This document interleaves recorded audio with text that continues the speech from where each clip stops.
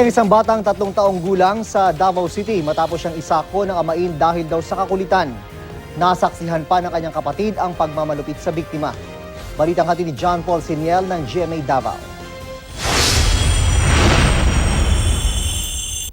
Sa murang edad na 7, marahas na nasaksihan ng batang itatago natin sa pangalang Inday. Ang kanyang kapatid, isinilid sa sako at pinagpapalo bago ipinatong sa lagayan ng damit ng mismong amaing si Sunny Mendoza.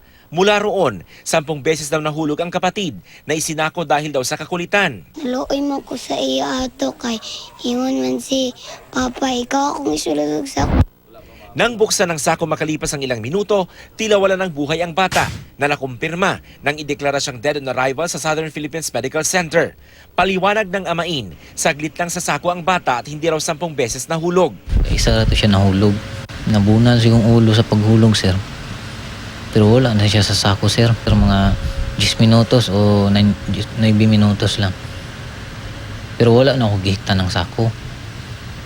Abre lang. Nakadetine na sa Talomo Police Station ng amain na kinasuhan ng murder. Gayon din ang ina ng bata na kinasuhan ng parricide. John Paul Siniel, GMA News.